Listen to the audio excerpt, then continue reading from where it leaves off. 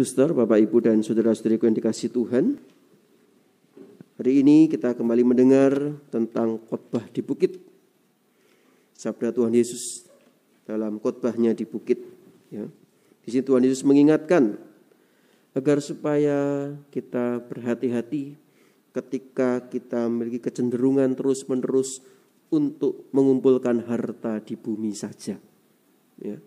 Harta di sini tidak hanya sekedar secara materi, ya, uang, bukan itu. Tapi harta di bumi ini adalah soal terkait juga dengan soal keduniawian yang lain. Kekuasaan, prestis, nama baik, prestasi, ya. Terus kemudian juga hal-hal yang bersifat duniawi, ya, ambisi dan sebagainya. Ya tentunya hal-hal itu boleh aja kita lakukan. Artinya kita boleh aja sukses, boleh. Punya prestasi yang baik, boleh. Punya kekuasaan, ya boleh. Punya kekayaan, ya boleh. Namun, jangan hanya demi untuk mengejar itu semua, kita melupakan yang ilahi. Jangan sampai hanya mengejar itu semua, kita lupa tujuan kita, yaitu untuk mencapai kerajaan Allah. Ya. Di sini dikatakan, kumpulkanlah bagimu harta di surga.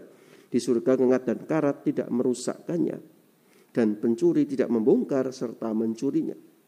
Karena di mana hartamu berada, di situ pula hatimu berada. Ketika kita cenderungan kita hanya kepada harta duniawi, maka yang ada dalam diri kita hanya ambisi, dan ambisi saja untuk mencapai hal-hal itu. Dan ketika tidak tercapai akan hal-hal itu, kita akan mudah marah, kecewa pada Tuhan. Dan akhirnya kita semakin menjauh dari Tuhan. Kenapa mengalami kekecewaan? Karena enggak tercapai. Seorang anak, kalau misalkan selalu dikatakan sama orang tuanya, kamu harus ranking 1, kamu harus ranking 1, kamu harus ranking 1. Ketika dia ranking 2, dia merasa gagal. Dia merasa, aduh, aku sudah gagal. Aku enggak mampu membahagiakan orang tuaku. Lama-lama dia akan berusaha keras bagaimana caranya supaya dia bisa menjadi ranking 1. Akibatnya dia bisa jadi stres sendiri, tertekan sendiri. Dan kalau dia terus-menerus seperti itu, bisa-bisa bunuh diri. Nah ini, resikonya begitu besar. Itu baru anak, ya, apalagi dengan kita yang orang dewasa ini.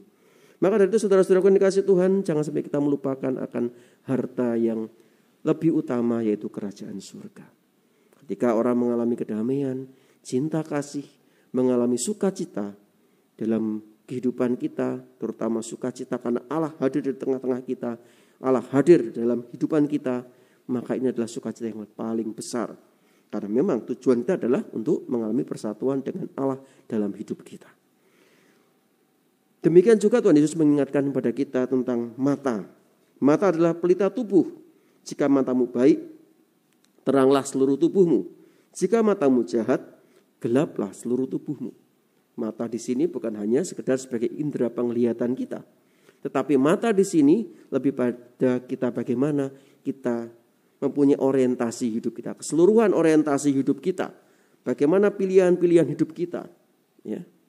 Jadi mata tidak hanya sekedar indera penglihatan, karena dari mata kita bisa sampai kepada pikiran dan hati kita. Maka kalau kita bicara soal mata, berarti keseluruhan dari diri kita sendiri, orientasi kita, pilihan hidup kita. Maka ketika pilihan-pilihan kita selalu pada hal yang jahat, pada hal yang buruk, tentu ini akan menghasilkan hal-hal yang buruk pula, akan menghasilkan atau berdampak pada hal yang buruk pula.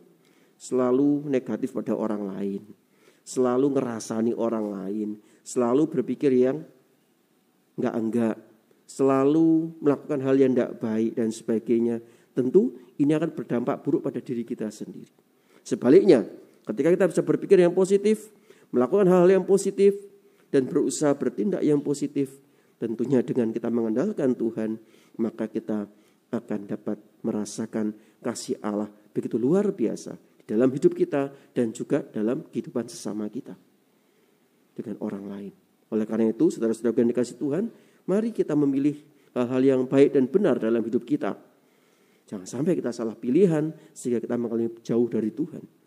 Tapi bagaimana kita mencoba untuk selalu dekat dengan Tuhan. Maka dari itu melalui perayaan Ekaristi yang kita rayakan seperti ini, secara offline terutama, ya, ini dapat semakin mendekatkan kita dengan Tuhan melalui tubuh Kristus yang akan kita sambut. Ya, tubuh Kristus ini akan menjadikan kekuatan rohani bagi kita ketika kita sungguh-sungguh mengimaninya. Berbeda dengan kita misa online ya, di rumah misa online, ya misa tetapi itu bukanlah misa, ya kita hanya melihat menonton saja.